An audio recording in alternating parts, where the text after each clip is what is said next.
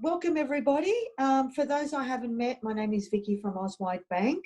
I've been involved coming with the FBF for quite some time now. I mean, this year's a bit different for everybody, which is really, I think we've been all zoomed out at the moment, but it's probably the best way to communicate with everybody. What I'm going to go through today is the first home loan deposit scheme. Auswide Bank are one of the non-majors that are on the panel. We are waiting for July allocations. Now, I am aware that the CBA and NAB have been taking on applications on a waiting list. I will explain a couple of things that will be required for the home loan deposit scheme, but I'll also just run through some policies and process. And all this is going to be sent to Stephen anyway, so he'll have a record of it to share with everybody. So, with the first home loan deposit scheme, it's a great initiative for first home buyers that got the minimum 5% genuine savings and looking to get into the home market. These first allocations that came out in February, right up until about a couple of weeks ago, have been very successful. And we were able to get a lot of first home buyers back into the property market, and a lot of them have settled their loans, and it's been a great experience. What the first home loan deposit scheme is all about is the government guarantees the mortgage insurance. So if the applicant has a minimum 5% genuine savings, and obviously they meet the bank's criteria and policies, which I'll run through a bit of that as well, and they also have to meet NIFIC requirements, which will be their income and also a property threshold, which I'll send all the FAQs and they'll explain the threshold. What the first home deposit scheme required this year for the first round was a 2019 notice of assessment, which confirmed that the income was within the threshold and they were eligible for the scheme. For July allocation, please note, applicants will require the 2020 notice of assessment. So even if they're self-employed, and I know a lot of self-employed, they lodge their tax returns later in the year. If they want to apply for the scheme, they'll need their 2020 notice of assessment as a must before we can even get a reservation. Okay. Now, with the first home loan deposit scheme, every bank that you apply for, their policies come into perspective. Okay, so if you're looking at submitting a loan under the scheme, if they meet the criteria for July allocation, there's a few things that I look at with my broker prior to submitting. I look at genuine savings, and I look at it from a policy perspective. So with genuine savings, our policy is the applicant must have a minimum of 5% accumulated savings over a minimum period of 3 months. We don't take rental, bulk deposit, or sale of an asset. If they are relying on a gift from parents, especially for that 5%, it must be held in the applicant's account for a minimum of 3 months along with a stat dec. Now, if your applicant has saved the minimum 5% and the parents want to give them, say, another 5%, that's okay. That's a bonus. That additional 5% doesn't have to be in the account for 3 months because it's addition to that minimum requirement. They'll just need a stat dec. If they're relying on an inheritance, that also must be in the account minimum 3 months or held in the solicitor's trust account. Now, the super withdrawal under COVID-19 is not acceptable as genuine savings. The only super that we do accept is that super saver scheme. I think a very minimal people have that super saver where they have an allocated amount that comes out of their pay and goes into this super, and then that's accessible in regards to a deposit. They can also, if they've got shares, as long as we've got the statement, they can use shares as well. So if in doubt, always ask me. Employment. That's been a pretty sticky one at the moment because Auswide policy doesn't take casual employment at the moment, and we don't use job seeker or job keeper. So they must be on their normal pay. So if they're a contractor, PAYG contractor, they must be in their role minimum 12 months. And if they're full-time or part-time, must be minimum 6 months and not on probation. That's the policy at the moment. It's a little bit more black and white under COVID-19. The servicing, with our servicing, we just got to make sure the DTI is below 6 and the NSR is above 1.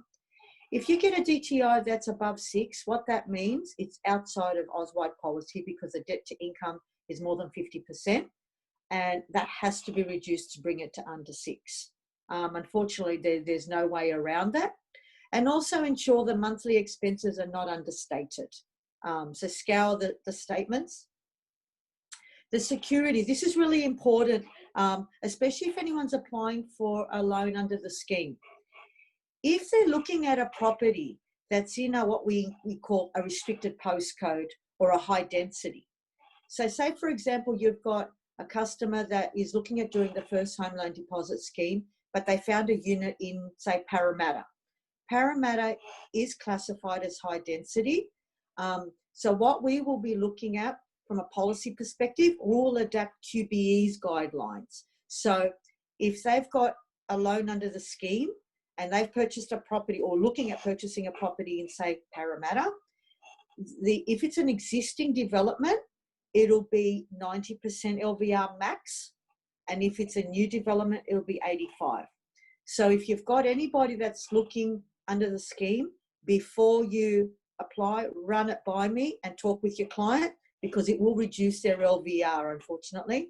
And basically the definition of high density is 50 units, over 50 units in a complex or over 5 stories. So it doesn't have to be in a city to be high density.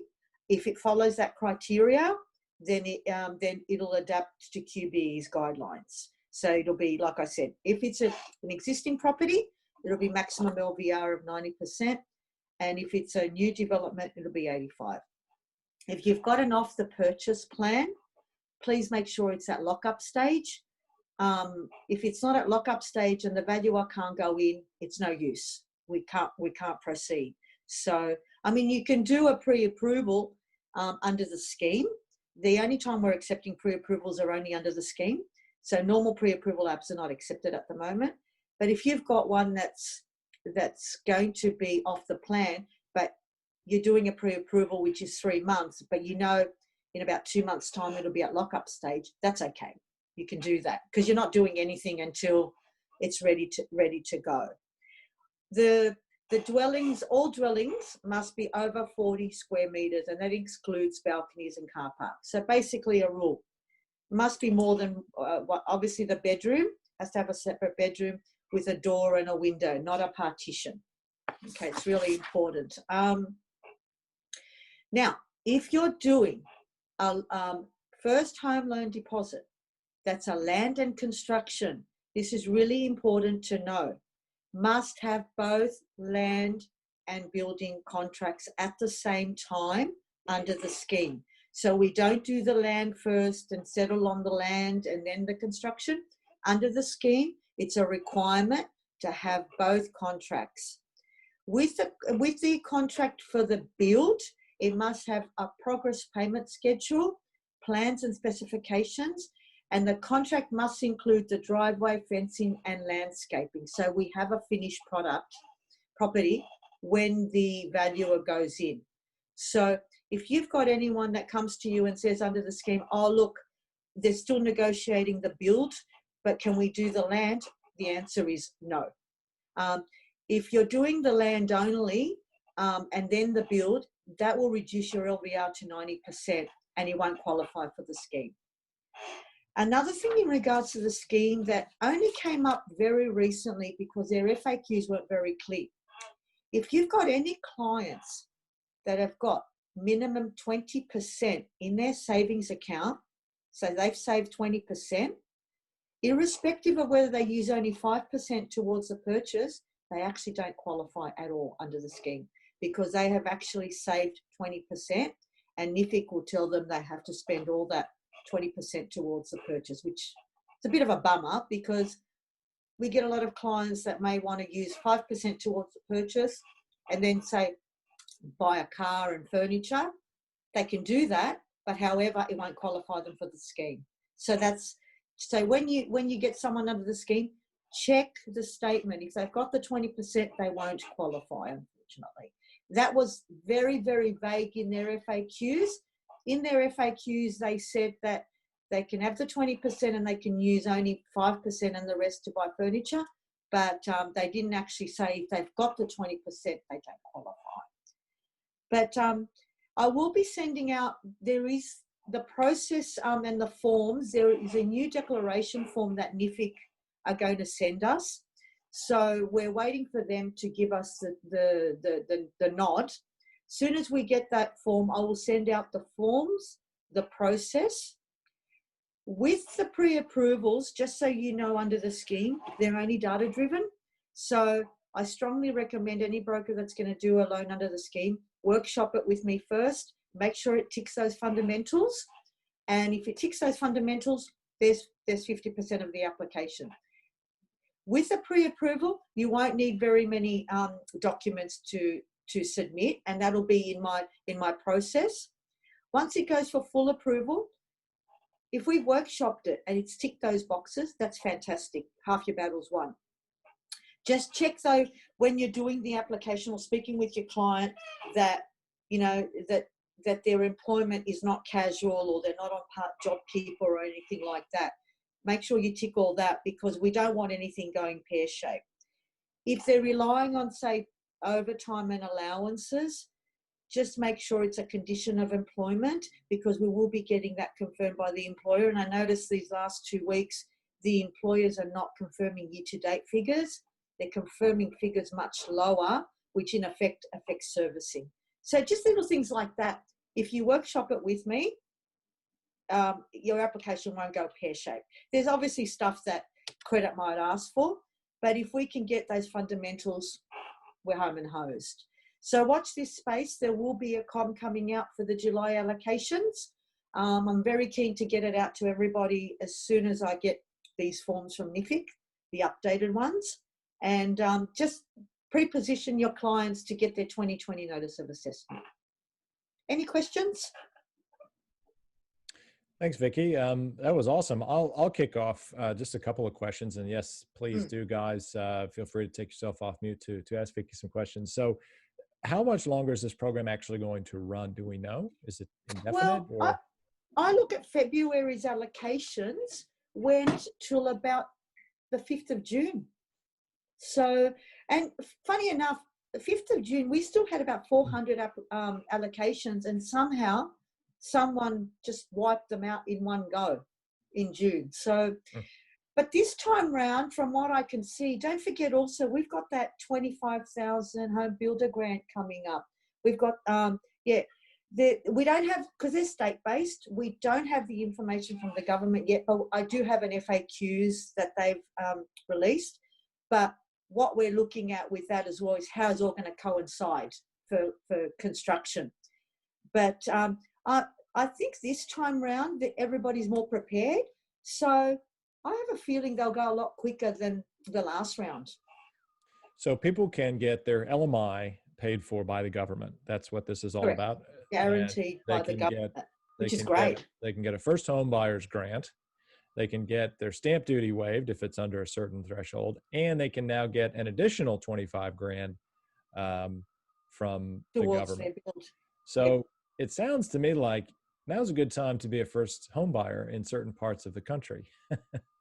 I'll tell you what, I think I'm sure others can vouch for it as well. For the first time under COVID-19, I've probably been the busiest I've ever been, ever. The last few months, I don't think I could breathe. It's been that busy. It's been great. I think we're holding the country together, us finance people. I'll second that one for sure.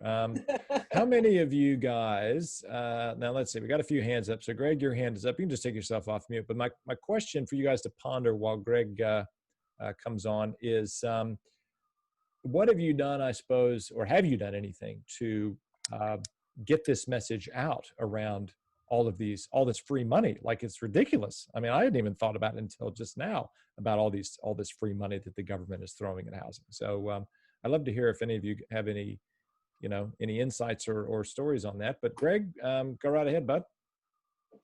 Yes, thanks, Vicky, very much. I know you're one of the very few lenders that brokers can use with this scheme, which is good that you're on board with us, IFBF. Now, you mentioned if you had extra money, you couldn't. You mentioned if you had more than 20%, that you couldn't do the scheme. What if you've got 10%? Because I think you said you can only do 95 by your system. You can have 10%. Yeah, we're talking Okay. if someone's got the 20% in their account, the NIFIC tell them they're not qualifying. Okay, so you can do a 95% loan, and the other 10% can be furniture. So if they've got, say The for other 5% example, can be furniture. let's say they don't. Let's say they got 15%. Okay, let's keep it. If they got 15%, so they put the 5 towards the loan and the 10 to buy furniture. That's fine, as long as they don't have the 20%. I think the question maybe, Greg, is if the percentage that they have saved, that all of it doesn't have to go to the loan, as long as they don't have more than 20. Correct. They only need to commit 5. Is that correct? Correct. Okay. Yeah, that's clear. Thanks. Good. For years and years we've been. Oh, there's Pete. Hey, for years and years you got in. I tried to stop you, mate, by giving you a a warning that we were like a virus-ridden website, but you broke through the. You broke through. Anyway, sorry. Go ahead. I've been very viral. I'm just thinking, for years and years we've told our first home buyers, whatever you do, that money that you're giving mum to stop you spending, you've got to get it into your own account so we can show the bank. Well, it seems to me now we've got to give some of back to mum so she can hide it, so that we can get our LDS.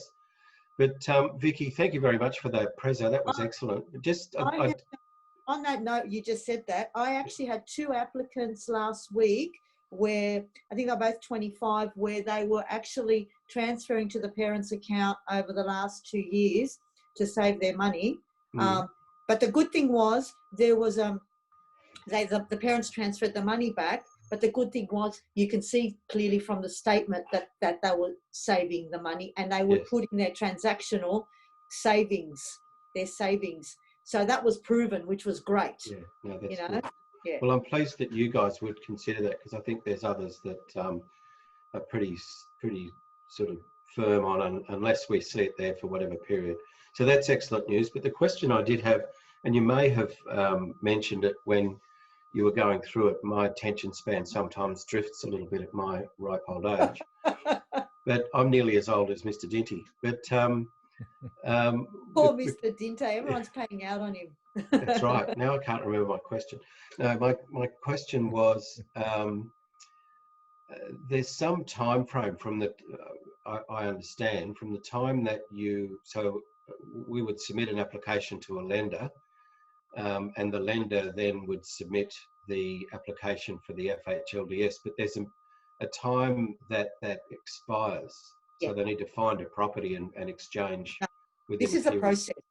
So what happens is the initial will be applying for the reservation. And once you get the reservation, you get that within 24 hours. You have about 14 days to submit a pre-approval. I always encourage submit the pre-approval ASAP, because it gives you 90 days.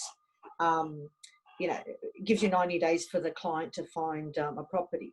Now, what's been happening, because under the current scheme, 90 days are coming very close. And what I've been doing is contacting every broker to extend for a further 90 days. So then that way they're covered under the scheme. So don't stress too much. If it comes close to the 90 days pre-approval, you will hear from us to extend the pre-approval for another 90 days so that it covers them. That's good. And I think it's our responsibility also just to make sure we stay on top of the client to keep searching. If they've made that application, the risk of them losing it if they don't, rip in and find something. Absolutely, yeah. But lately I've noticed we've converted a lot, and there's been a lot of properties, settled, which is great. So hoping we can continue with that. Good stuff. Good. Thank you. Thanks, Pete. Now, obviously, because we don't have Alex Hawk joining us, we do have a few extra minutes up our sleeve. So one question I did want to ask, and Warren, I'm going to come back around to you in just a second, so get ready for this one. But Vicky, I can't remember whether you mentioned this, but is there an income threshold for this program? Yeah, give me 1 second and I'll grab it for you. Hang on. I did have it here a second ago. Hang on 1 sec. There is an income, and there's also a property threshold as well. So hang on a second. Okay, that'll be good to know. Here it And is. then Louise, I'm going to come to you in a sec too to just have a quick question about. Okay, deposit. so the income threshold is. It was here a second ago. Did they take it off? Hang on, bear with me 1 sec. I think for individuals. Hang on. It's 120. Peter's just said it's 125. I think it was 125, and hang on, I've got it here in front of me. 200 for a couple. Yeah, 200 for a couple, 120, yeah. I think. Yeah, and also for the property, 650. there's a maximum of I think up to 700. And this is the reason why, you know, when we're talking about land and construction, there's been some construction deals that are coming back over the threshold. So this is the reason why we need everything up front, so that when we go and do the valuation, there's no surprises for the, So it's 125 for singles and 200 for couples. And for Sydney, it's maximum 700, the property. Good stuff. Good stuff. Now, I've got a few questions. I should have mentioned this earlier, guys, but obviously if you do have questions or comments, just pop it into the chat section. There was one question here. Is there a max loan amount under the grant? Well, I guess there would be, because if it's 95 of the maximum purchase price, then that's your max loan amount. Yeah. Correct. Awesome. Okay. The other questions we've just answered. Now, Warren, I just wanted to ask you a question about all this. I know, you know, you guys, Meridian, really specialize in the investment property space, but yep. I'm curious to know whether there's a partnership opportunity to, you know, help first home buyers buy the stuff that you know, sell effectively. Yeah. To do all of that. So any comment PJ, on that? your timing on that is pretty good, actually. In fact, Bradley Wern and Jared Gauzy, we're looking at first homeowner in that particular price point, because obviously inside Sydney, that's a little bit difficult. So we are looking at a few things in the Central Coast and the northwest and southwestern regions of far northwest and far southwest regions of Sydney. And yes, you will hear about it next week. Okay. Well, there you go. I guess stay tuned to see what Meridian comes up with, because, you know, that's a nice little package thing. And I don't know if Delec's still on the call, but, you know, you could probably spitball some sort of little Facebook marketing campaign and target, you know, areas where this stock is being sold and, you know, put it all together. So I've already, funny you say that, PJ, because I've already had ideas around that. Because now really is the best time for the first home buyer. If you can get all the grants together, you could end up with 40 grand in your pocket, not pay LMI, and only have a 5% deposit. So it's like, and the interest rates are ridiculously low. So I've already been thinking about campaigns around this. Well, this would explain why, you know, it's not even anecdotal. Like I know real estate agents up on the Sunny Coast, and they're saying that to me that new estates are just, you know, they're just selling out, you know, ridiculously quick. So anyway, now I wanted to come to Deposit Assure. I'm not sure who wants to take this question, Louise or Margie, but I wanted just to get some feedback on any activity levels that you've seen spike maybe around the first home buyers, and if they've been, you know, availing themselves or brokers have been using your product for them. Who wants it? Take yourself off mute. Okay, thanks everyone. So it's Margie here. So yes, we've definitely seen an increase in first home buyers needing deposit bonds in the last couple of weeks actually, which is nice to see. And the reason being, obviously, first home buyers could potentially be short on savings and now borrowing 100% plus cost through mum and dad's security through a family pledge loan or a guarantor loan. So that's probably our most common scenario at the moment. And generally, if you've got a finance approval, we'll obviously take that. There has to be a minimum subject to valuation only. Although if you don't have loan approval just yet, we can also complete an income and equity assessment and have mum and dad as guarantors, and also have them sign a declaration form. So yeah, so that's sort of our sort of process when it comes to first home buyers. So we are definitely assisting those. Yeah, and just further to what Margie was just talking about, we actually, with that first round of the first home loan deposit schemes, we actually did a couple of bonds in that scenario as well, when the vendor still wanted to have a 10% deposit rather than just exchanging on a 5%. So we can issue bonds for 5% or anywhere up to 10% of the purchase price. So we were able to assist further in making sure that the first home buyers could exchange quickly using the scheme as well. Good. Well, it certainly sounds like, you know, the first home buyer space is, I mean, they've been unloved for a very long time, I think, particularly in the Sydney area. Just really been priced out and priced out and priced out. But now it's almost like we have a perfect storm of opportunity, as Steve, I think you just pointed out, or whoever it was that said there was, you know, 40 grand, maybe that was you, Delek. So I don't know, guys, maybe that's an avenue to try to find some more business out there. Any other? Yes, Greg. Yeah, just Dilek raised a question. Now, she suggested we can put all the packages of all the first home things together, and I just did it. Now, Vicky, that brings, you said you don't do construction, so can somebody get the first home builder grant of 25 grand or whatever it is? We're waiting. Yeah, we're waiting to hear further about the first home builder grant and how that's going to fit in with policy and everything. So, yeah, I do have an FAQs. That's all I've got at this stage. But in regards to how we're going to apply policy on that, just watch this space. There is something coming out because we are pretty keen to run with it. So as soon as I find out, Greg, you guys will be the first to know. Yep. Fantastic. Any other questions for Vicky, guys and ladies? No? All right, good stuff. I might head off, then I've got another meeting if that's okay. But I will send out to Stephen the info. Thank you. And I will send, when I get the info on the whole home builder grant as well, I'll flick that off as well. Okay, awesome. Thank you. Have a good one, guys. Thank you. Have a great day. See ya. Bye. Now, just before well, I guess Margie and Louise, you kind of covered off your sponsor spotlight stuff. I don't know if you had anything else you wanted to say today, or you've covered it, but if you do, that's great. We'd be welcome to have you chat for a second. But Rock, are you still? Yep, he's still there in Rome. You're not sipping your espresso, mate. What's going on? Maybe have some ravioli or something. You're on mute. Here, I'll unmute. No, I can't. You need to unmute yourself. There you go. We got you. Okay, here I go. What's happening at your manager? Well, to be truthful, a lot of the brokers have slowly gotten the wind about the SMSF program that we run, and one particular fellow, keep bragging about him, but he went out, used our lead generation stuff and picked up 3 financial planners and 2 accountants. Wow.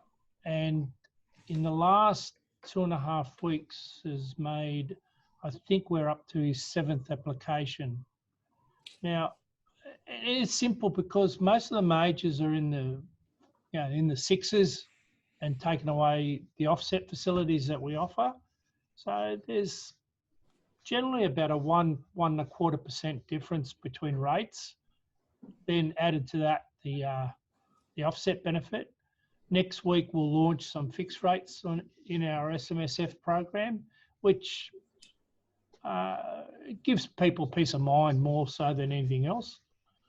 And the advantage of our fixed rates is the offset works on the fixed rate, as well as allowing you to make additional contributions. Now, whether you would, being in an SMS fund, I don't know if that's the right strategy, but it gives them the option to pay down the debt if they choose to while it's in fixed rates. Our Resi program, now the banks are starting to creep back up towards realistic rates. We're getting good inquiries on that. And again, next week we'll release some fixed rates to go out to people. So we're certainly busy. And as I said, I am very grateful for St. George and ANZ and the others. They are doing me a big favour. Their pain is your gain. Yeah, well, as they say. Never ceases to amaze me that that the banks still haven't learned yet that if they're going to put out these specials, they need to add some more back office staff. I suppose no one would have seen COVID coming, but it astounds me that every 3, 4, 5 years, they all just, it cycles. They blow their back office up, and it's we're the ones that suffer, ultimately. So, and luckily now, I think clients, and because I have a deal in at ANZ, clients know that it's not my fault. Plus, I go to great lengths to blame ANZ anyway, but I let them know that we do everything we can to make these things happen. So that's good. Now, Ben, you've got a little mini-me sitting on your lap there, bud. It's a little you with hair. So Ben has messaged me privately that's, I just thought I'd go ahead and give you some airtime since you are on the call to tell us about your, this initiative here, this link. Yeah, thanks, PJ. And apologies, I got my 1-year-old here, and Don't apologize. I my 4-year-old in front of the TV for a very short amount of time. But look, thank you very much for this, mate. I just wanted to quickly let you guys know that we have now launched our Back to Business products into market, which is 2 new products under the the SME government guarantee scheme. So I won't go. Yeah, that's right. I won't go too far into them now, but we're running a webinar on Thursday the 2nd, and we did send out an email to everybody on Monday this week. So if you didn't get it, obviously have a bit of a squeeze, but I can actually send out the link. I'm getting excited about this webinar. Okay. Well trained to be a prosper, That's right. So we're running this. It's some pretty exciting stuff. So on the 2nd, I'm running a webinar with my colleague Prina to take everyone through sort of the impacts of COVID-19 on small businesses, as well as our new two new products, which is a back to business loan and a back to business line of credit. So obviously in line with the scheme, there's essentially 6-month deferral for both products. And amongst other things. So look, I'll go into detail, as I said, through the webinar, because this one's just about to lose it. She's very calm at the moment, but she'll explode very quickly. What I'll do is I'll share the link through the chat box. Yep, I've got that. We can put that out via a notification as well. So I might just ask you to make sure that you see that. If you don't, flick me an email, but yep. I just clicked that in the chat box. So essentially, guys, if you just click on that link I just sent through the chat box, that'll open up the registration page. So jump on that. Really cool information. And that's it from me. Hope we're all well. Thanks, Ben. And there you go, guys. Not only an award-winning BDM, but he offers a crèche service as well for those of you that have small children. Drop them off at Ben's house before the next IBF meeting. And I hear there might be a dog walking service coming too. That's it. I'm out. I'm done. All right. Fantastic. Well, I've managed to vamp almost to morning tea. Does anyone else have any? I do, PJ. I do. Oh, yeah. Yep. Oh, Steve, I'm gonna let Louise have the floor. Yeah, for a go moment, first, Lou. Ladies first. Yeah, ladies first. Sorry, I just wanted to sort of build on what Margie had said earlier in regards to deposit bonds, because we always speak a lot about needing to have a finance approval in place to qualify for a deposit bond. But we do know at the moment banks' turnaround times are quite long. So it may, your customers may not be able to wait to get that approval to be able to organise a deposit bond. So we do have an option where customers can apply for a bond through our income and equity backed application. And that means that if your customers meet our net worth coverage requirements, which is for a short-term deposit bond, generally 2 times the deposit bond amount in equity in an existing property, then they may qualify for a deposit bond under that application type. Now, this works really well for first home buyers with family guarantee loans, or have got mum and dad that are happy to go guarantor on the deposit bond, but they don't have the approval in place just yet, as Margie mentioned before. The other is investors.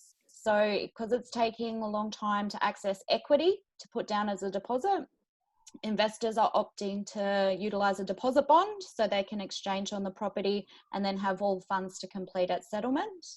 And also if you're in a buy-sell chain situation where customers just can't access that cash immediately. So we get a lot of scenarios, well, we are getting a lot of scenarios daily about, I don't have the approval from the bank yet, what are my other options? So just keep in mind that we do have that income and equity assessment option for your customers. Fantastic, thank you. You guys have always had that, haven't you? We have, but Yeah. generally before, when bank turnaround times are in a normal scenario, most of the time with the referrals from brokers come through 98% of the time with finance approval. It's just that because service levels have blown out, we are getting more requests for that income and equity option. So it is there and is available. I'd reach out to either myself or Margie just to talk through the scenarios. Okay. No, that's great. Now, Laurie has had his hand up. So Steve, will come to you after we hit Laurie real quick.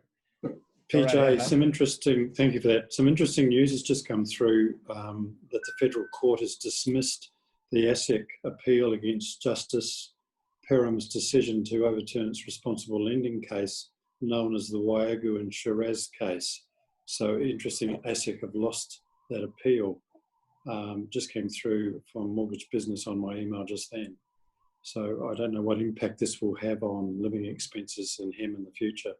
Probably not, but the court's saying it's not necessary to do by what I'm reading. Thank you. Interesting. Yeah, I've just clicked into my email to check that as well. So yeah, pardon me, from Australian broker. I'll have a look at that during morning tea and see if we can get any insight on that. Now, Steve, you've been waiting patiently. That's all right. Laurie beat me to the punch because that was exactly what I was going to talk about. Ah, there you go. The interesting part of the article. Now I've got to just quickly find it again. Now, my only question to Laurie and Steve is, you're obviously surfing the web instead of being fully focused on the IFBF meeting. So no, I don't know. I'm thinking no CPD for you. I can multitask. Okay, good. Okay, pardon me. In the original judgment, Justice Perham took the view that a borrower's living expenses were not necessarily indicative of their future spending behaviour, acknowledging that borrowers would tighten their belts after taking out a home loan. Yay. I am going to cut and paste that and stick it in every bloody application I send in. Yep. No. You know, I think this speaks to the craziness of the world at the moment. Like, I don't know where the middle ground is on this, but obviously, I mean, I think we all know, anybody that's been in this business for more than 10 minutes and looked at people's bank statements and stuff, people's behavior from an economic behavioral standpoint typically doesn't change a lot. You know, the number of times I've had a client say to me, like a first home buyer, they haven't saved anything. And they go, well, you know, if I buy a house, it'll be for savings, so I'll be better. And I think, no, you won't, because leopards, again, very rarely change their spots. But it's interesting to get that commentary because obviously there is a whole space of discretionary spending. And you know what? When people earn money that they don't have to allocate to something else, typically what do? They spend it. And of course, if they do then get a mortgage payment that takes up more of their discretionary spending, then naturally they're going to make their mortgage payment. And there's a long history of Aussies doing that, right? We know that. We know that Australians are some of the best in the world in terms of paying their home loan debt off and paying it off really quickly as well. So anyway, good stuff. Any other comments? Does anyone else have a hand up? Or has anyone seen Nissen? Maybe he's wearing an IFBF shirt that he just blends into his background. Who knows? Does anyone else have any? I'm worried about Nissen too, PJ. I know. I think we should call the cops and have him break his door down and make sure he's not on the floor having a nap or something. Or just raise his seat up a little bit into the camera shot. That's probably it. He's not. Yeah, the camera's too high. I just want to quickly add something, PJ. Sorry, I'd love to interrupt us. You know, I just wanted to say how refreshing that was to hear from Louise and Margie about their having a forward-thinking deposit bond provider is fantastic, and I just don't want that to sort of be missed, because they're filling a void that we can't get some very significantly large and long-term lenders to work with. So thank you, ladies. That's fantastic. Yep, well done. Thank you. Now, do we have, I'm just trying to see from our sponsor list if we have anyone else in the room that we might just quickly get a shout out from. I can't really see any of our other sponsors floating around. I guess we have Greg. Where's Alvin? I thought I saw Alvin in there. What's happening with Oz Loans, mate? Lori's on the move. Greg, unmute yourself. Hi, thank you, PJ. Oz Loans Broker Group, we're offering $1,000. You might have seen other organisations offering $500 or $1,000. We're offering $1,000. If you know any brokers or anybody who'd like to be a broker, we'd like to come and have a talk to us. If they become a broker with us, with Oz Loans Broker Group, then we'd love to have a chat to them. And you'll get $1,000 once they're all, definite. So, but Oz Loans Broker Group is about supporting our brokers. That's why we don't care about giving away $1,000, because it's not about the money. But yeah, we're very supportive. If you talk to any brokers who are involved with us or who have been, we've helped brokers who aren't part of Oz Loans Broker Group as well.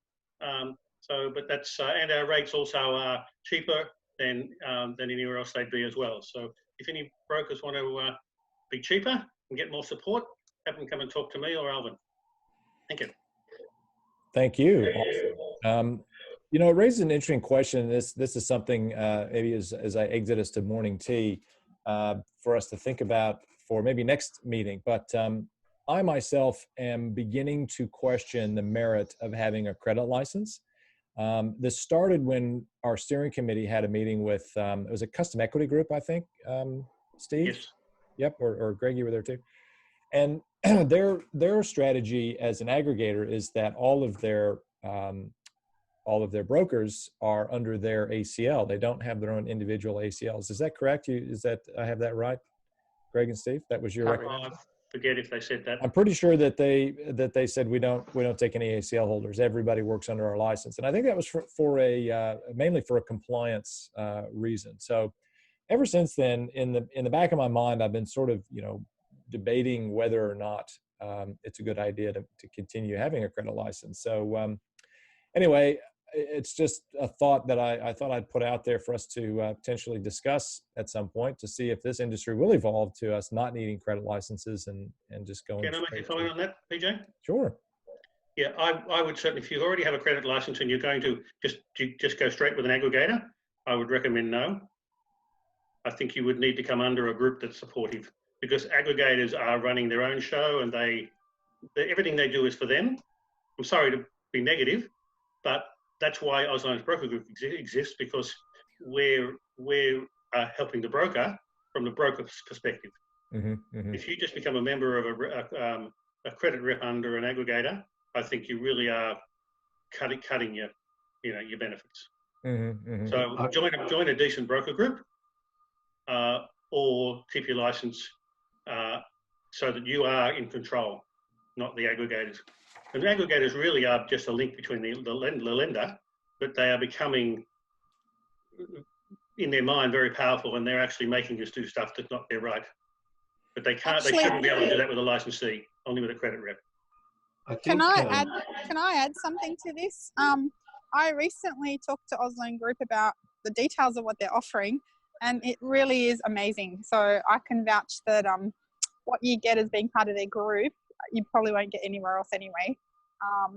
So not only the support, but the sort of discounts and everything else that you get as well.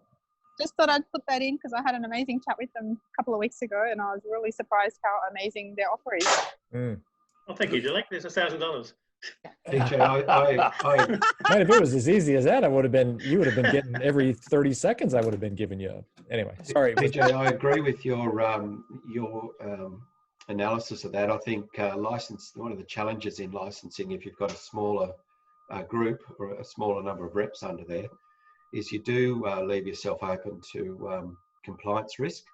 I understand where Greg's coming from. My view would be that I think there are some very ordinary aggregators, but there's also some aggregators that are doing a good job.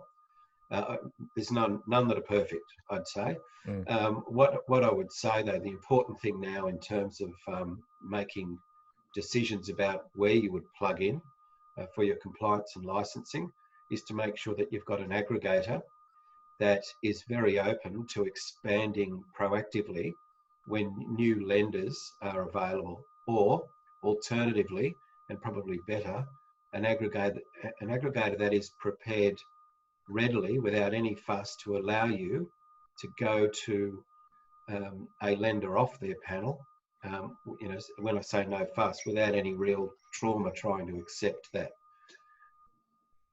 If you've got those two things, I've certainly chosen to stay as a credit rep for now. Mm-hmm.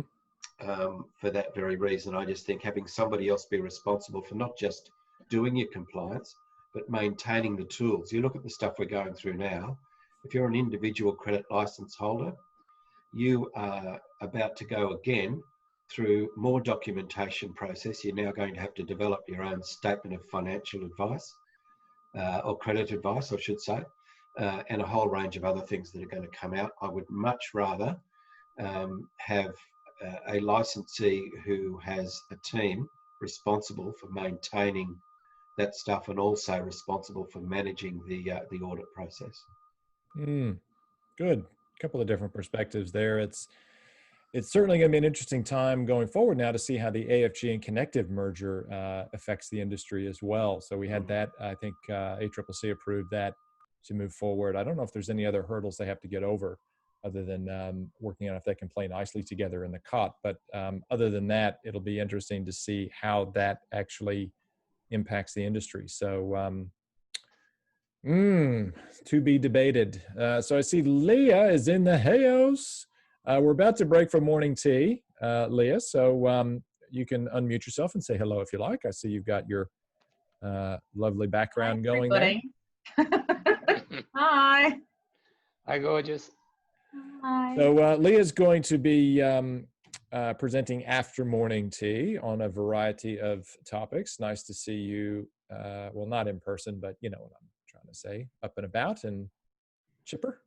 So guys, on that note, we got a couple minutes before morning tea, so we'll come back a little early. Maybe can I have one more go? 11. Sorry? Sorry? Can I have one more go?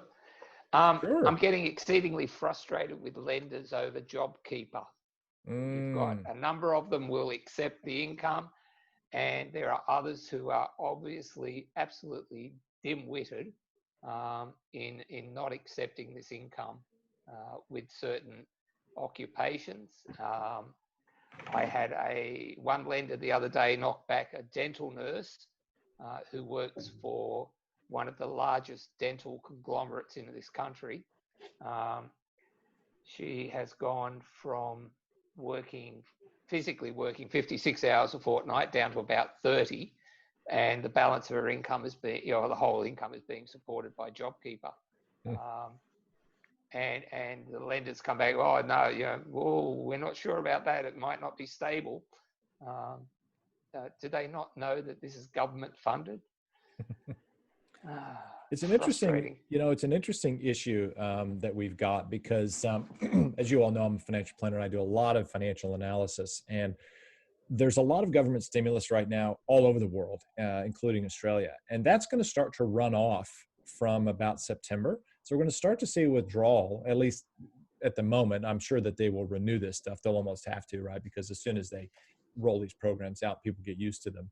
Then they really can't take the punch bowl away. So it'll be interesting. But the schedule is that they will start withdrawing a lot of the stimulus programs such that by December of this year, all of that should be removed. And I actually think banks are terrified of the things lurking in their balance sheets, in their loan books, that there's going to be a lag, right? So even with JobKeeper, even those other things, there's going to be a lag to all of this. And the lag isn't really going to show up until probably November, December, January. And I think, because I, like you, Steve, I agree that some of these questions, is this stuff they're asking is just, you want to tear your hair out. Obviously you already have. I'm still working on it. But I think there's probably some logic to it where they're being exceptionally cautious. And look, I think we can all agree we need to have a strong banking system in Australia. Like we must have that in order to have a good, strong functioning economy and all the other things. So I think the thing that they don't want people to really start thinking about is that they're a little bit nervous and scared. And we're just seeing that come through and, you know, these sorts of things. But anyway, happy to debate that. That's just my observation and opinion. But, you know, what do I know? Nothing. On that note, guys, let's have a little break. We'll come back at we'll come back at 11:45. So grab a cuppa, visit the loo, and make a quick business call if you need to, and we'll see you in 5 minutes. I'll leave everything open, so if you guys want to unmute yourselves and have a chat, feel free. See you in 5. I was waiting for it at the beginning of our meeting that someone was going to give me a little pat on the back for winning Fpaa, right? MFAA Community Champion. That's right. Congratulations. For this year. So thank you, guys. I've got a couple of other award nominations that I'm in as well. So we'll see what happens. And I love PJ that you do your MFAA trophy before you introduce me. Yeah, well, you know, hey, you guys got a chance to give me one. So it's just a little. That's awesome. Drop. Congratulations. I would done. drop the mic, but I can't because it's on a thing. And like mic drop. But yeah, so anyway, look, it's I won it for the community champion, and there's an article coming out in one of the rags. I think I won't say their name because it's the other association. I don't want to completely offend Leah today, but it's their online magazine about the community champion award and what I do in that space. So maybe I've been kind of thinking about presenting on that at the IFBF. So perhaps now that I've won that award 2 years in a row, but across different award thingies, maybe I'll do something and share that with you guys at some point. So anyway, but without any further delay, let us welcome the lovely, very talented, and always got great things to say, Leah, to tell us what's going on with the FBAA, with life, the universe, and everything.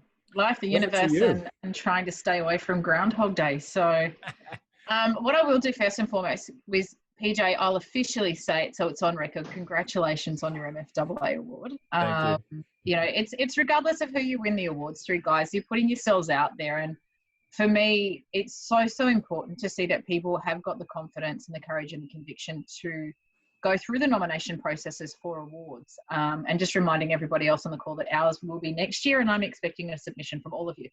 But it's, you know, one of those things that when you do apply for awards, it's so daunting because you don't know what to say about yourself. And I've gone through it, and I go through it every year with the BDM side of things.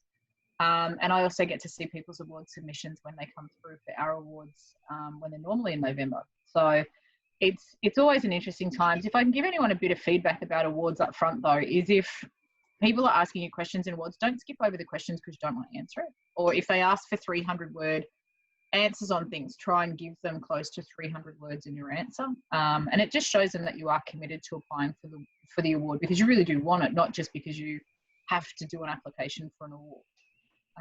That's one thing in life I've taken out of it. What's that, PJ? It also helps when you put some cash in the envelope. Just FYI. I'm Switzerland. I don't accept brown paper envelopes. I preference them to be either pink or a light shade of blue, so I know what I'm dealing with when it turns up. But also, guys, just so everyone's aware, you'll see there's another FBAA title that's turned up on today's call. Mark Windram's joining us from over in Perth. And Mark is exactly the same title what I have. He has the SA, WA and NT portfolios for us. But I did want to welcome him into today's call.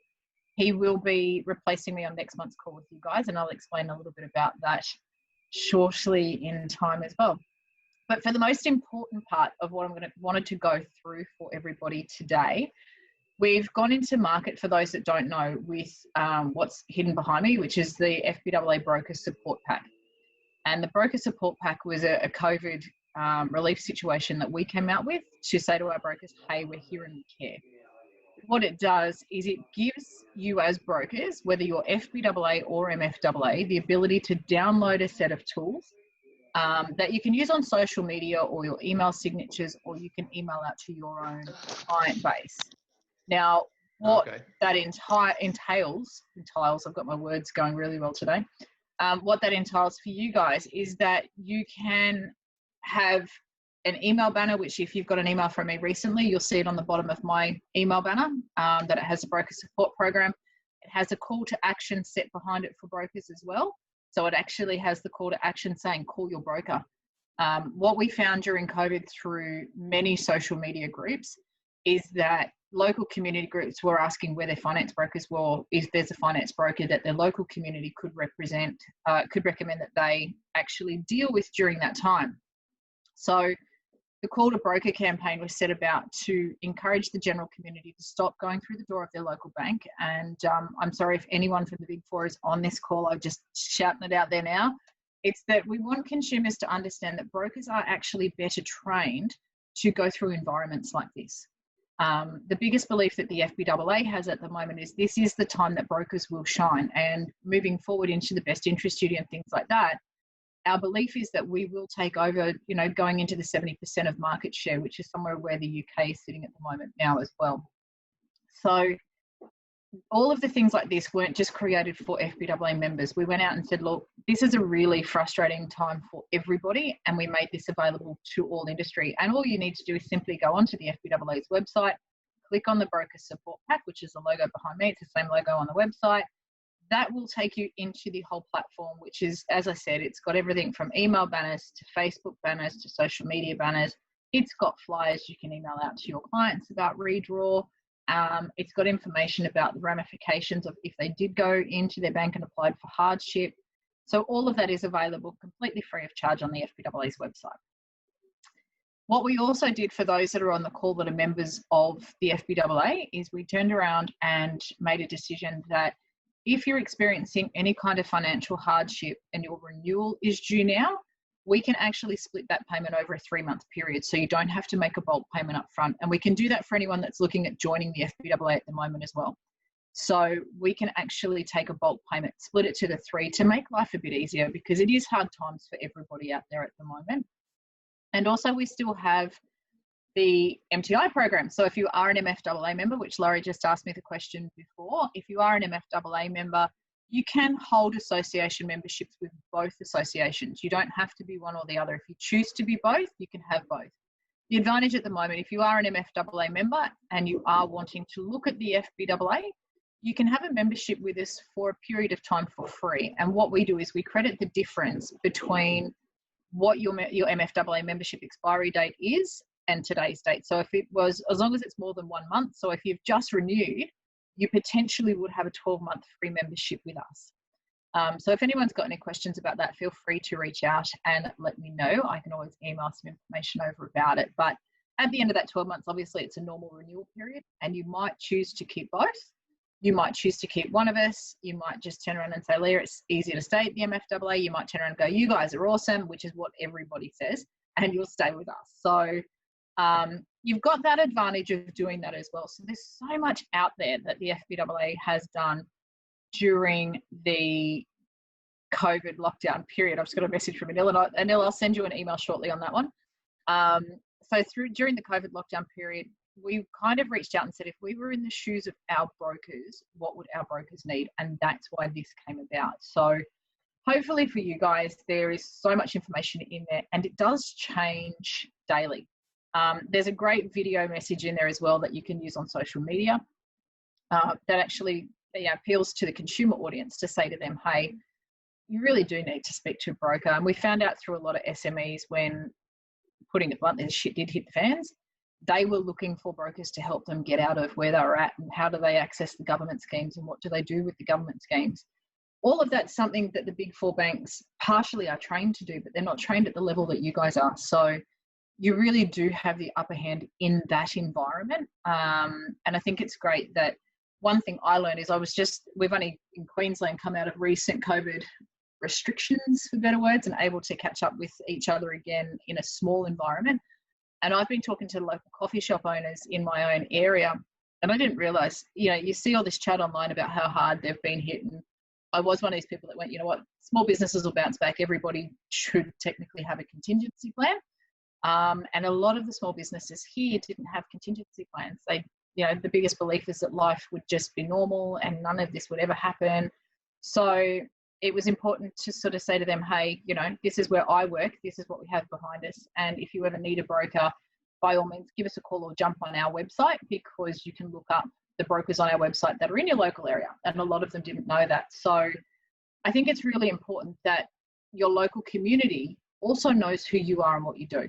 And that might be go to your local coffee shop and just drop in and say hi. I mean, I know now that David and his lovely wife that own the coffee shop up at Bulimba, I've got to know really well, and that they're a part of my community, to find out that they only bought that 6 weeks ahead of COVID starting. So, you know, they're still in there, and it's become such a critical part of people within my own community now have all networked to know what each other does. So we know we've got internal resources within 5 minutes of where I live.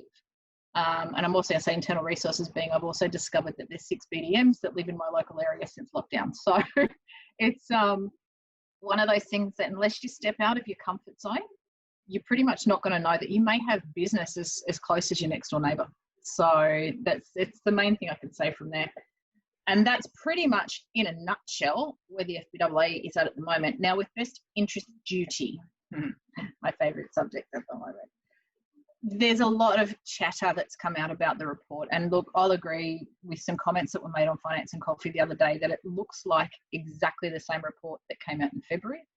There are some changes in it. Peter has had some discussion with the Fpaa team around it, because there's quite a few things that we're not happy with that have come out in that report. And hopefully over the next few months, Peter will be able to get back down with government, obviously knowing that the Queensland border is still locked for now. And he'll be able to have some discussions with them around what happened and why some changes weren't made that we were given an assurance on that were going to be made. So stay tuned and keep your eye on any publications that come out from the Fpaa about that over the next period of time. Also, we will be expecting our members, I'll give you a heads up now, to be doing a course for best interest duty. Although you'll all be doing one with your aggregator, there will be a compliance course that comes out that won't be until the end of August. And I'll have more information on that as it comes to hands. It's still being finalised in the structure period at the moment. But it's more so that we understand and you guys understand exactly what's ahead of you with best interest duty. And we are aware that aggregators have started training on it. But my biggest belief is until we get to the final piece, until we know exactly what they want out of this best interest duty, we're not going to be able to train properly on it, because the documents could change, the situation could change. So it's a case of stay tuned. I will be down with you guys as soon as they can open the borders and as soon as I can get cleared to come down medically. I will be down there as soon as I can, and if anything with best interest duty does changes, you will have it firsthand from me when I come down. So in the meantime for that, I'll be on as many of these calls as I can be. When I'm not here, Mark will fill in for me and be able to give you any updates as soon as they're coming to hand with Peter. So that's on that side. I pretty much don't think there's a lot more that Fpaa is out there doing in the marketplace per se, other than making sure that we get our brokers through the COVID situation. And the biggest and most important thing, and it's what Mr. Dinty asked me to speak about in particular today, is on the mental health aspect of all of this. It's a shocker. We have had two very well-known Queensland brokers, unfortunately, have mental health issues, for better words, and they've gone in to seek additional help for that at the moment. And it has been caused by COVID. And I know personally from my side, I've felt the pinch in the last 2 weeks. Gosh, I didn't think I'd get choked up talking about all this. The last 2 weeks have been particularly hard. We were saying before that it has turned very much into Groundhog Day, where you get up, you work, you do what you need to, you finish up your day, you go to bed, you get up, you work, you do what you need to, you finish up your day, you go to bed. There's not a break in the cycle because we can't have one. We're all kind of in that situation where our governments have said, if you go out, it's in small numbers. If you do this, it's in this. I'm lucky enough that I am going away this weekend for 3 days with my partner. But we can go as far as the Gold Coast. So it's kind of like, here's a great holiday. I'm driving 40 minutes down the road to the Gold Coast. So there's things like what and I will say it now, psychiatrists and everybody have said to me, that you can go out and do and not realise how much it changes your mental health. Now, looking at this screen in front of me at the moment, many of us are in a home office, and you can't, like I said before, you can't see behind a virtual wall, but my office is between my lounge room and my kitchen. Many of you I can see are sitting in a room at the moment, except for Rocco, which I'm still trying to work out why there's people playing on a roof behind him, but you know, this is okay. It's a case of what they've suggested to me is we're all on laptops, or you've got an iPhone, or you've got a tablet of sorts. There's nothing stopping us from going outside and working for 30 minutes a day in the sun and taking your laptop with you. So still getting out and making sure that you're getting the sunshine, because that does change a lot of things on the mental psyche side of things. And it also creates a different level of hormones within your system being out in the sun. If you can't do that, leave the laptop at home. We all live, I'm assuming, on a street in a suburb where we can get out and we can go for a walk. And even if it's just 15 minutes twice a day, walk somewhere. It's so important for your own sanity to get out from having four walls around you. My interaction, if I could shut my screen down, I have a TV to my left and a kitchen to my right, and I've got to stop myself from going to the kitchen because that's where I know morning tea is and that's where I know the cookies are. So it's a case of still trying to make yourself active, and there's little things you can do. You can meditate in your own lounge room, and for those that haven't tried meditation before, this is your calling. No one has to see you do it in the comfort of your lounge room. You can download any kind of beginner's meditation, any kind of beginner's Pilates, any kind of beginner's yoga. It all happens on YouTube, guys. So even if you looked at things like that and set aside 15, 20 minutes twice a day, it's so critical at the moment to look after your mental health in this environment. And that's a learning lesson for me. Dinty wants a truth and dare session out of this one. So I've spent the better part of 23 years working in this industry, and I know that I've always put my career first, and I have let my own mental health slide a lot of the time, for better words, because I've put my job first, and I've worked until 11 o'clock at night. You guys will see me at the conference where I'm still going at 2 o'clock in the morning, but I started at 5 o'clock in the morning before. I'll push myself to an absolute limit. And this year, the reality hit home about 6 weeks ago, where I was diagnosed with breast cancer. So it came as a shock to me, of all things, because I lead a moderately healthy lifestyle. I can't say I'm exceptionally healthy. I've spent my entire life for 35 years playing netball. I don't eat a tragic diet. I don't heavily drink. I don't do anything of the mortal sins that generally encourage this to happen in life. But I ended up with 3 tumours, and I have since had them. Since had them removed, but I'm facing major surgery in 2 weeks. Hence the fact Marky Mark will cover for me while they're in giving me a new head, which isn't really my head they're giving me. They are giving me some new anatomical parts. But it's one of those things that whether you're male or female, I think the hardest thing to say to everybody on this call is you need to check. And I'll admit that I didn't until this year. But the alarming rate for the women on the call, it's 1 in 8 people in Australia will end up with breast cancer at some point in time. For the men, you guys are kind of lucky. You sit at around about the 1 in 600 mark. But when you work out the population of Australia, guess what? There's probably someone you know that you've dealt with in time that's going to end up with a level of cancer. So it's not to bring the mood of the call down. It's just so important for me now to get the message out there to people that we all know none of us are invincible. And it's one of those things that I chose for myself to keep working during this entire period. I was walking out of hospital after my first surgery on a Finance and Coffee webinar. But I do love Julian, and Julian's Compliance Tuesdays were an absolute crack up. So I love his passion and his commitment to the industry. So it was a great way for me to come off the back of having quite critical surgery done, was just to jump straight back into it.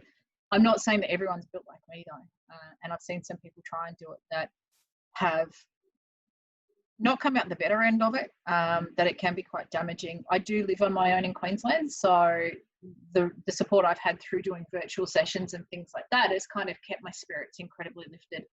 The flowers I got from all of you beautiful people at IFBF were amazing. And it really does change the way that you look at life, where now it's so important for me that I've changed a few things of my diet, where I take a lot more magnesium now. I didn't realise, you know, critical things like turmeric and fish oil, and adding all of that into your diet can make such a change in things. But also taking that time out, and for better words, guys, learn to be selfish, learn to have me time. I think that's the one thing to say to everyone is it's okay to take 30 minutes out of your day for you, because we do so much for everybody else during our days as well. So I don't look at it as being selfish anymore. I look at it as it is me time. I'm investing more in going and having massages and doing all the crazy things in life and changing my hair every 5 minutes. And the little things that to some people think it's not a lot, but it's something just for me. And that's you know, it doesn't cost much to take that time out. It doesn't cost much to sit in a park and read a book and put yourself first, but it also doesn't take longer than 5 minutes to check, to go and have regular health checkups. Now is a great time to go and see your GP if you haven't seen your GP recently, and just have a general health checkup. The way that my oncologist put it to me was that it's like having a car. You get your car serviced every 12 months. So why don't you get yourself serviced every 12 months? So it's so important to just go and have a checkup. And even if you go, I'm not sick, just go and talk to your doctor and have that checkup and get any critical test done that you need to, and just make sure that you are okay and that everything is in place, and know that you can reach out to people. My hardest thing in life is saying to people I need help or I need to talk. It's something, and Louisa's nodding her head in the background, I can see it, I've always sucked at. And I've been the worst person for it. And so many people have reached out and said, hey, I'm here if you want to talk. And I'm just not someone that can pick up the phone and go, hey, I'm having a bad day. And I don't expect people to have crystal balls with it either, because at the moment my bad days are pretty good. Mark's not shaking his head, which is safe, because he could tell you that I've probably had some bad days in there that Mark's been on the receiving end of. But it's just more that we have become a family unit. I know with Dints and with Nissan, who's on the call as well, 15 or 16, 17 years ago now, gosh, it's a long time ago, that we wouldn't have thought this group would grow from a small team of, 12 people that sat in a very dingy coffee shop in Parramatta, to the many beautiful members that are part of it today that have become quite a big family network. So I think it's so important that you do learn that we're all here for each other, and we can lean on each other when we need to. And it's like we said with Delek this morning, without judgment, without anything like that, we're all here for each other. And bad days, good days, in between days, in days where I'm being a complete nutcase, we're all here. We're all here to support each other. So I think it's just critical, guys, during this time. My mental health message to everybody is get yourself a checkup from the neck up, and just make sure that you do check in rather than check out on things, and that you do have that general health check. So, for me, the breast cancer is a reality check in life. As I said, major surgery ahead, and I'm ready for it. But we hadn't made the announcement to industry. We kind of kept it to the BDM network and those that obviously I've known over quite a few years. But I think it's so important for people to understand the message now that, for women, mammograms are free from the age of 40 up, although you see the media publications that say it's 50 up.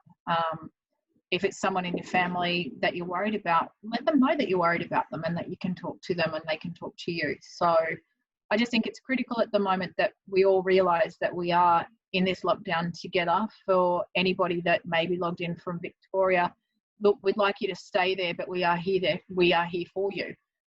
We're just not going to visit in and hug you anytime in the next 6 weeks, maybe. But look, Victoria, we still love you. Stay strong.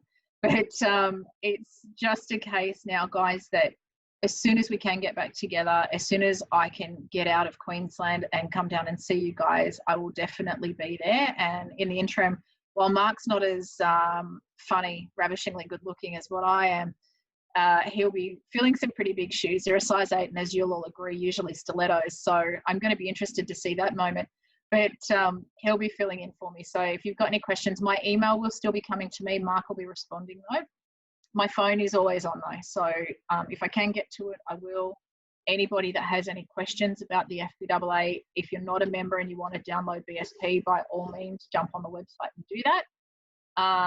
But we're all, we're all here to get through this. And COVID is something that, for the age of some of us that are on this call at the moment, we went through a GFC. We've been through some of the worst times in this industry. We got through a Royal Commission. We sure as hell can get through COVID. So just stay tough out there. That's my kind of update from this end. And if you need anything at all, by all means, just reach out. I'm here, Mark's here. I'll be starring live until the 17th at the moment of July, and then off the air until around about the end of July. So by all means, guys, reach out. We're always here to help. As much as I know that Zarko is also there to help as well. You've got both associations that do form a part of this great group. So anything you need, I can see there's quite a few comments that have come up in the chat box, so I'll check them shortly. But yeah, come up and let me know, and I'm happy to help where I can. Back to you, PJ. Mic drop, Leah out. Hey, well, as Paul Harvey has famously said at the end of all of his broadcasts, and that's the way it is. So thank you, Leah. That was very, well, there's not much else to say, really. Thank you for sharing your personal story, and we'll all be thinking about you in the middle and end of July as you go through the next phase of dealing with the big C. I think you had you had some of the word you were using for that. What did you call it? It was called Rona. If I could screen share with you guys, I would. Rona got aptly named. Oh God, it's since I joke, that's funny. So there's a photo that's gone around to everybody of my ultrasound when I had it done. And if I could show you on the screen now, I would. And it's, as much as I shouldn't laugh about cancer, it's a laughable moment. Rona actually looks like a tiny bat. She was my largest of the tumours at 8.5 centimetres. And without a word of a lie, if I can find the picture, guys, I'll send it to you, that it's this tiny cartoon bat. And it literally looks like it's got wings and it's flying, and it was chasing like a piece of fruit. So we aptly decided not to call breast cancer cancer. And you'll have to excuse my child. You can't see her running in the background anyway, but she's decided my fair child's just gone crazy. But it just got aptly named because I think if you give cancer a name, you give it control over you. And the one thing that I've been focused on this whole time is that cancer doesn't have me. I have cancer. So I have control of the situation. And as long as I keep mentally focused on the fact that it's not going to beat me, I think I'm hoping I'm on the front foot for everything anyway. So it's more about, rather, they say in a lot of things in life, just don't give it a name, and you don't give it power. So yeah. I think you've already won the battle. Hopefully. Does anybody have any questions for Leah on any topic that she's discussed today? I'm sure she's quite happy to ask anything. 5 cents. Isn't that the famous Peanuts cartoon? 5 cents advice from Lucy. Yeah, I can give you my 5 cents. 2 cents. I just wanted to say thank you, Leah. That's so lovely for you to share everything. And I agree with your tips. Yesterday I did 3 work calls while I was walking and getting my exercise, and I didn't even realize I did like 5,000 steps in one go. So that was pretty good. Oh my God, I can't even do 5,000 steps. So you're on top of me. Yeah. So incorporating being out and about, we forget about that sometimes, and then we wonder why we're feeling, a bit down. So it's, I agree with your advice to get out and about. The other thing I didn't throw in, and for the women in the group, we can all have a giggle with this. I learned on the really cold days, because I've still got to walk. Some of the medication that I'm on at the moment makes me feel like I'm probably close to a 90-year-old. I have to walk a lot every day at the moment, and I mentally psyched myself out of a walk last week where I'm like, nah, it's too cold, don't want to go outside. And I found an easy resolve is that I have a Westfield shopping centre. It's probably about a 15-minute drive from where I live. And as much as it's really hard not to spend money when you go there, I've realised if I do 2 laps, so if I walk around the top floor and the bottom floor of Westfield, I actually gain 5,700 steps. Wow. So, as much as it sounds crazy and I've got to stop myself from looking at jobs, if it's a cold day, there's always a way to do things. And part of that is just go to Westfields. It might take, I think it took me about an hour and a bit, because I was slowing down to look at some shops. But, you know, for an hour, hour and a half, sort of just walk. And there were a few people out at Westfields, and I know that people are concerned about corona spreading, but you're still keeping your distance from people. You're in a warm environment, so you're actually inside, not facing the elements of outdoors. I grabbed a coffee while I was doing it, but still managed to get that steps in and get out of where I am at the moment, and back to feeling a little bit more normal for 5 minutes. So not suggesting going and doing it with a full wallet. Maybe leave the wallet at home, take your driver's license, of course, so you don't get caught. But there are ways of finding little bits of exercise that you can add into your day just to get that heart pumping again and feeling that bit normal again. That's a great idea, and it's better than walking to the kitchen like I do. I do. It's the damn digestive biscuits that get me every time. Good stuff. Oh, dear. Any other questions, comments, whatever? We have about another 12 minutes of the meeting, so there's no real any other agenda items as such. Happy to we could just have a chat. IFBF Nation, let's go. IFBF Nation, I'm going to throw in a chat for a minute because I missed your previous chat. 2 things I forgot to say. We are on top of what's happening with ANZ at the moment. I'm not going to say we're on top of ANZ because that's going to sound creepy. We are on top of what's happening with ANZ.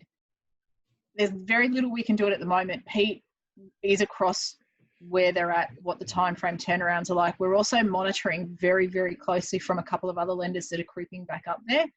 I don't like the reasoning that ANZ's giving a lot of things at the moment. We've seen some email communications from their support staff saying that they've got no power at the moment. I find that interesting when you post that you have no power, but you're sending me an email and you're on a computer which requires power. Awkward. So we are across these things. So where perception in the environment is, why isn't the FBAA doing anything? Guys, you'd be shocked at how much Pete's actually got on his plate behind the scenes at the moment. Part of it is the turnaround times, the SLAs. He's also got a hell of a lot on with government at the moment with what's coming through. So if you do find that you're in a situation that not on a 1 or 2 because you haven't submitted enough when it comes to document request, if you are experiencing really bad problems out there with any of the lenders, please come back and let me know. We are keeping a register of this because Pete is starting to get very hot-tempered about it, because there's no reason now that we're unsure that this stuff should be dragging out this long. That's something that I've got to stress on. And the other thing I've just been asked from a couple of the BDMs, because there's a separate group called BDM Voice, just to remind everybody, regardless of your experience in the industry, if a lender is asking you for certain documents for submission of a loan, please submit your loans with those documents. SLAs are blowing out because people are part submitting loans and putting them into pipeline and choking the pipeline. So can we please, just as a rule of thumb, we're all very experienced finance professionals. Please make sure that when you are doing your loan submissions, that your notes are there, that your submission documents are there, and we will find that things will start to move a little bit smoother once we all get into doing 100% submission rate. Great tips. Great tips. What else, guys? Anything else for Leo? I'll say one more thing, seeing as no one's talking. I of course, also Dilek, you just can't stand silence. The Sound of Silence was not your favorite song growing up, was it? Well, another thing I agree with Leah is meditation. I put in the chat that there's 2 apps. One of them's called Calm and the other one's called Headspace. And even if you did 10 minutes a day, it's actually scientifically proven to reduce stress significantly. So definitely look into meditation. It's not just woo-woo. And if you find it hard to meditate, they have guided meditations so you don't have to try and think of nothing. You can imagine me trying to think of nothing. If I can do it, you can do it. Yes, indeed. Look, there's some good quality health, suggestions there from Leah. And the reality is that, and I'm guilty of this too, I think we all are from time to time, where we do put our clients, our business, everything else first, and even our families. And sometimes you just have to say, you know what, it's me time. Grab that wallet, head down to Westfield, do your 5,700 steps, and come home with a bag full of goodies. And meditate. And meditate. Yeah, that's it. Can I add something here? There are I get heaps of emails from Qantas, Virgin, Marriott, Accor, whatever. There are, if you're living in New South Wales at the moment, there are gazillions of wonderful deals available for going away for weekends. I've booked one to go up to the Hunter Valley in a couple of weeks' time. And yeah, just absolutely fabulous. We were supposed to go to Cairns in May, but obviously that's been squashed. So I'm looking forward to one day being able to get back up to Cairns, to the warm. But in terms of the ads on TV at the moment, love New South Wales, get out and see it. There's so much available to do. And if you do enjoy a red wine, which I must admit I am partial to a good red wine, then getting up to the Hunter Valley for a weekend is the thing to do. So there you go, guys. Plug for the Hunter. A plug, really, Steve, for travel around Australia at the moment. We're part of the BIS spiel we were having on Wednesday night. Normally we've got 8 million Australians visiting the world, and we have 5 million of the world visiting Australia. So if our international borders remain closed, Mrs. Palaszczuk is finally going to succumb. There's a net result there, and I think it's around about $20 billion in the millions that will actually travel around Australia. And as PJ was saying earlier, come September, some things will change, some things won't. But if we get out there, if we can get the 8 million Australians that normally go overseas to travel in Australia, you'll find that the tourism industry will at least start to get a little bit of a boost towards the end of the year. Well said. And I think the other comment to make on that would be try to support local small business where you can, or order from, Australian businesses. There's a lot of political stuff going on right now with us in China, and it's just, this is one of those times where we need to, I think, really try to buy local and support local as much as we can. One thing I thought I would mention is we have not yet, as a steering committee, made a call on next month's meeting. I am hoping that we'll be able to have it at the McCure, but we will obviously let you know once all of that is known. Steve's shaking. Sorry, good buddy. Yeah, I've done my duty on that, and no, it's not going to happen next month. Not going to happen. Okay, well, there you go. You heard it here first. It looks like we'll be meeting in this lovely chat room again next month. So as we wrap up, again, if anyone has any topics or things that are important to them that they want us as a steering committee to explore getting speakers in, or just discuss whatever during these meetings, please do email. You can email info@ifbf.com.au. You can email me individually. Most of you should have my personal email address, as well as the chairman at IFBF. You can email Steve, Nissen, anybody. So please do, let us know if there are topics and things you want us to cover, speakers you want us to get in, any of that sort of stuff. Because otherwise we're just left to our own devices, and we come up with what you get is what you get. So there's no complaining, by the way, unless you put a suggestion in the suggestion box. But anyway, parting thoughts from anybody. Floor is open. We got 5 more minutes. Should we love yourself? The important thing in these times is that you need to love yourself. It's a way to keep your head together. Look at the things you have. Be grateful for the things you have. I get up in the morning and I have my standard routine: breakfast, showering, getting dressed. I could quite easily work from home, but I choose to come into the office because it gives me a purpose. I go for a walk. Pardon me. I go for a walk up to the shops, get the mail, talk to people up there, and just look at the people. And as I say, no matter how badly you are thinking of something in your life, always remember that there is some poor bastard who is worse off.